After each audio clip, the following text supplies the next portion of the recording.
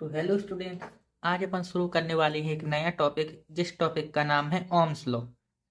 तो सबसे पहले अपन देखेंगे कि ओम्स लॉ होती क्या है, फिर अपन देखेंगे कि आखिर ये है क्या। तो सबसे पहले अपन ओम्स लॉ की स्टेटमेंट देख लेते हैं।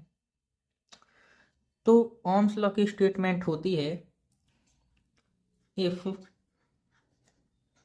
The physical condition of a conductor remains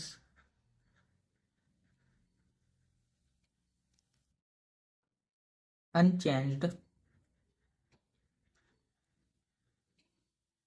then the ratio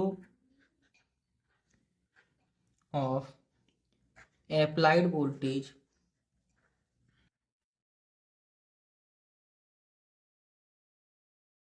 and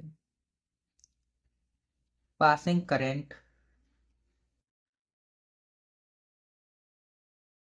is always constant। तो ओम्स लॉ कहता है कि यदि किसी कंडक्टर का अपन फिजिकल कंडीशन को चेंज ना करें, फिजिकल कंडीशन जैसे कि उसका टेम्परेचर, लेंथ या एरिया को अपन चेंज ना करें, तो उसमें से जो फ्लो होने वाला करंट है और अप्लाइड वोल्टेज है, अगर अपन उसका रेशियो करेंगे तो हमेशा ये कांस्टेंट आएगा। अगर अपन अप्लाइड वोल्टेज को भी मान लें और पासिंग करंट को आई मान लें, तो जब इनका अपन रेशियो निकालेंगे तो हमेशा एक कांस्टेंट आता है जिसको अपन कहते हैं आर। तो ओम्स लॉ का स्टेटमेंट यही कहता है कि अगर फिजिकल कंडीशन, खास करके टेम्परेचर को अपन चेंज ना करें किसी कंडक्टर की, तो उसमें जो अपन ने वोल्टेज अप्लाई की है और उस वोल्टेज के कारण जो उसमें से करंट फ्लो हो रहा है, अगर अपन उन दोनों का रेशियो करेंगे तो हमेशा एक कांस्टेंट आएगा जिसको अपन कहते हैं आर। जहां पर आर शो करता है रजिस्टेंस को।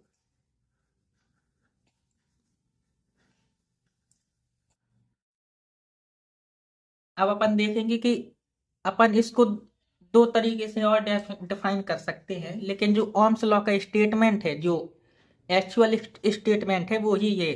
अब अपन देखेंगे कि मॉडिफाइड स्टेटमेंट क्या है। अपन ने इस लॉ को कुछ मॉडिफाई कर लिया है जिससे ये इजीली याद हो जाता है।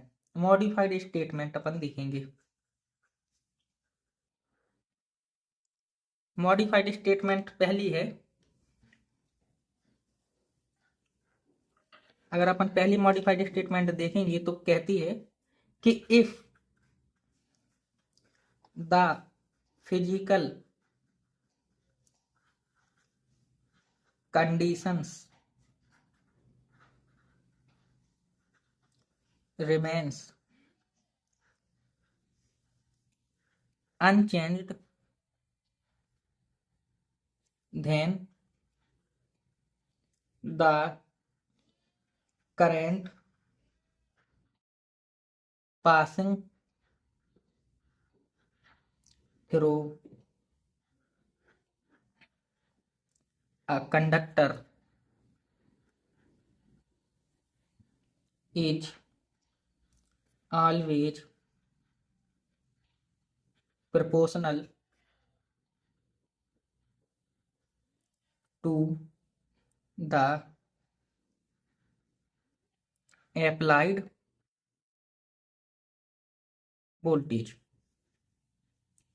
अगर अपन इस वाली स्टेटमेंट का मॉडिफाइड वर्जन देखेंगे तो आप लोगों ने पढ़ा होगा ज्यादातर ये वाला, कि if the physical conditions remains unchanged, अगर अपन फिजिकल कंडीशन को किसी कंडक्टर की चेंज ना करें तो उसमें से जो करंट पास हो रहा है वो डायरेक्टली प्रोपोर्शनल होगा उस पर अप्लाइड वोल्टेज के। यानी कि आई आपने पढ़ा होगा, आई इज प्रोपोर्शनल टू भी, जहां पर भी अप्लाइड वोल्टेज है और आई पासिंग करंट है। और जब अपन इस प्रोपोर्शनैलिटी की साइन को हटाते हैं तो आई इक्वल टू आता है वी बाई आर। यहाँ पर अपना आई पासिंग करंट है, भी अपना वोल्टेज है, और इस प्रोपोर्शनैलिटी को हटाने के लिए अपन एक कांस्टेंट ले लेते हैं, जो कांस्टेंट हो जाता है 1/r। ठीक है sir.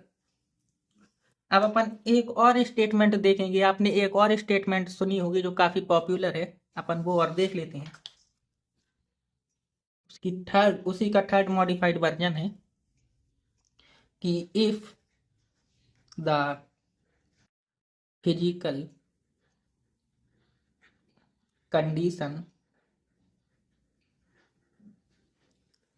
remains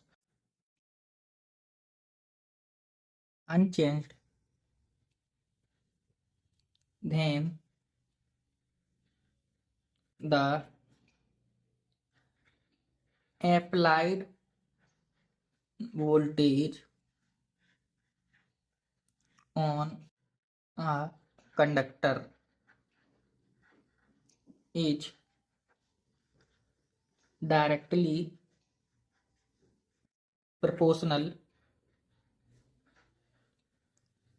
to the current passing through it। Ohm's law का एक ये बहुत पॉपुलर है, आपने बहुत जगह सुना होगा कि यदि अपन फिजिकल कंडीशन को चेंज ना करें किसी कंडक्टर की, तो उस पर जो अप्लाइड वोल्टेज है वो उसमें से फ्लो होने वाले करंट के डायरेक्टली प्रोपोर्शनल होती है।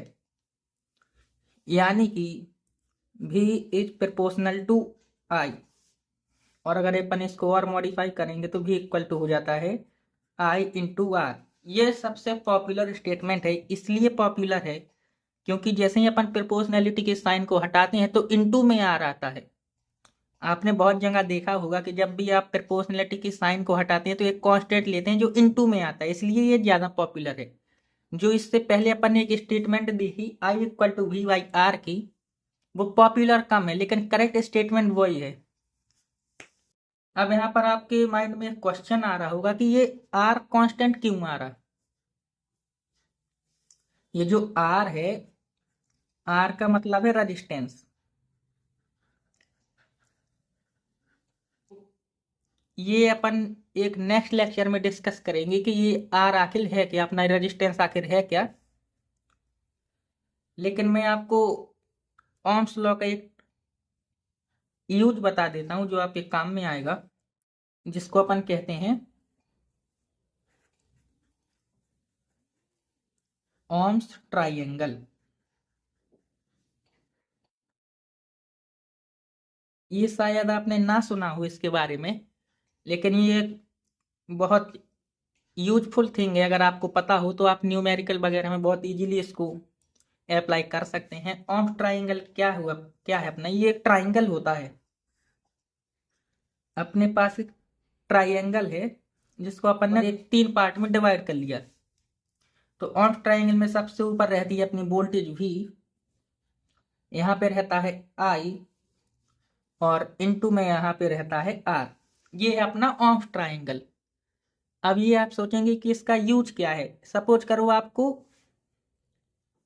करंट निकालना है किसी न्यूमेरिकल, आपने जैसे कोई न्यूमेरिकल आया ओम्स लॉ पर, आपको करंट निकालना है। तो आपके पास अगर आपको याद है ये वाला ट्राइंगल, तो जैसे ही आपको करंट निकालना है तो आप कुछ नहीं करेंगे, इस ट्राइंगल में से इस आई को हाइड कर लेंगे। तो जैसे ही अपन ने आई को हाइड किया तो अपने पास आ गया I equal to V by R. ठीक है सर, ये तो अपन को पता है। आप सपोज करो आपको रेजिस्टेंस निकालना है, तो आप इस आर को हाइड कर लेंगे इस ट्राइंगल में से, तो आर आ गया अपना वी बाई आई। और सपोज करो आपको वोल्टेज निकालनी है, तो आप इस V को हाइड करेंगे, और जैसे आप V को हाइड करेंगे तो आपका V इक्वल टू आ जाएगा IR।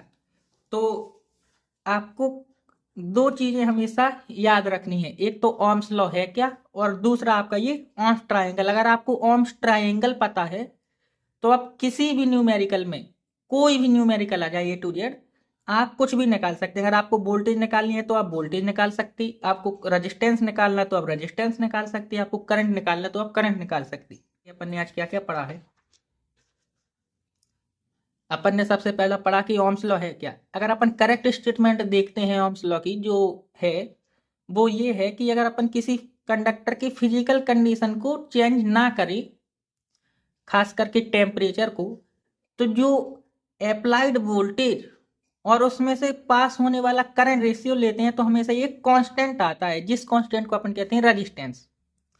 लेकिन ये स्टेटमेंट थोड़ी हार्ड होता है याद करने के लिए, तो आपने इसका मॉडिफाइड वर्जन देखा होगा कि अगर अपन फिजिकल कंडीशन को चेंज ना करें तो जो करंट पास होता है किसी कंडक्टर में वो हमेशा उस पर अप्लाइड वोल्टेज के प्रोपोर्शनल होता है, यानी कि आई प्रोपोर्शनल होता है अपने भी के, जहां से अपन का आई एक I equal to V by are.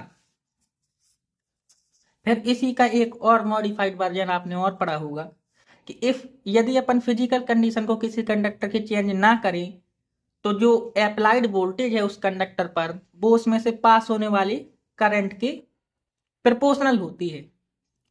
और अगर अपन इन तीनों स्टेटमेंट के बाद अगर अपन एक और इससे अपन को एक रिजल्ट पता चलता है कि अपन एक ट्राइंगल बना सकते हैं जिसको अपन नाम देंगे ओम्स ट्राइंगल।